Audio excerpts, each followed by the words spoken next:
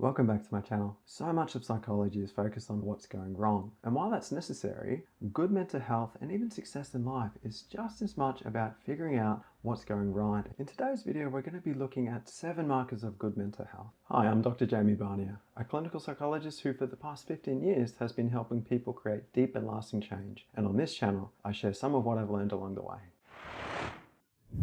So I've been thinking about this topic a lot lately, and I came up with 7 markers of good mental health. This is certainly not an exhaustive list, and it's not meant to be a perfectionistic standard to hold yourself up against. But without any further ado, let's get into today's video. Number 1, self-acceptance. So I think as the name implies, self-acceptance means accepting our whole self, even the parts that we don't always like. But that is our insecurities, our imperfections, our vulnerabilities, our perceived weaknesses and flaws, and recognizing that in any given moment we're doing our best and that our best is going to be influenced by a whole range of factors. I'm thinking back to 2 years of lockdowns. I was nowhere near my best. My cognitive load, my bandwidth, my mental capacity had all changed quite significantly, and it was really important that I made room for that. No one's ever gotten healthier through self-criticism. Number 2, tuning in rather than tuning out of your internal experiences. All of us know what it's like to face anxiety about doing something difficult, whether it's having a difficult conversation, ending a relationship, or starting a work project. It can be very tempting to put off or avoid doing the thing, but being able to work through these conflicts is foundational to good mental health and healthy relationships. Number 3, facing rather than avoiding your feelings. So when I'm talking about feelings, I'm talking about not just the label, well, I'm happy, angry, sad, but how does that feel in your body? That heat and energy rising up from your core when you feel angry, that pain in your heart, that lump in your throat when you feel sadness and grief.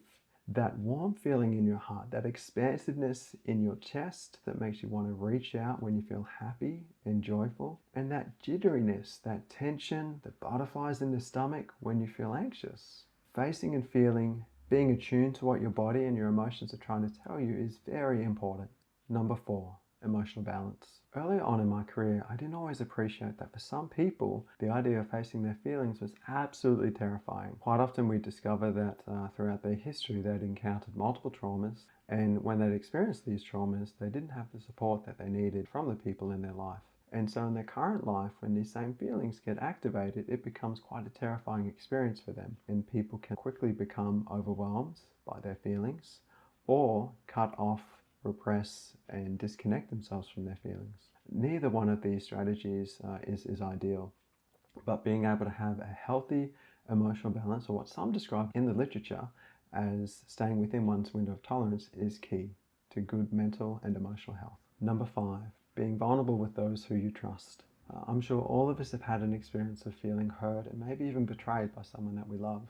And when that happens, it can be very easy and tempting to close off from other people and to put up walls. But those who are able to face their anxiety, be vulnerable and open and honest with other people, hopefully are able to have new experiences that might repair some of these old wounds. Number 6, the capacity to take in care from other people. I was seeing a client once who was telling me about a panic attack that she'd had.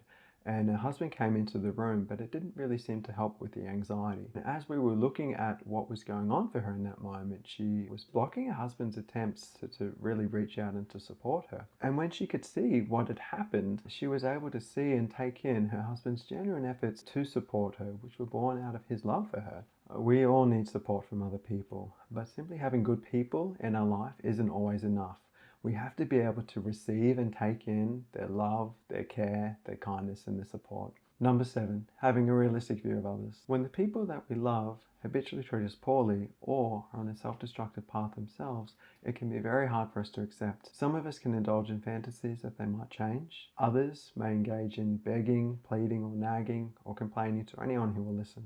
Recognizing the futility of trying to change someone else is very important. No matter how hard you try, you cannot get an abusive parent, child, spouse to change, apologize, or take responsibility for their actions. That requires insight and awareness on their part. There you have it, 7 markers of good mental health. As I mentioned, this is not an exhaustive list, but I'd love to know what you'd like to add to the list, so let me know in the comments below. If you want more insight into the world of mental health, be sure to subscribe and click the bell notification so you get notified as soon as I release new videos. Thanks for watching.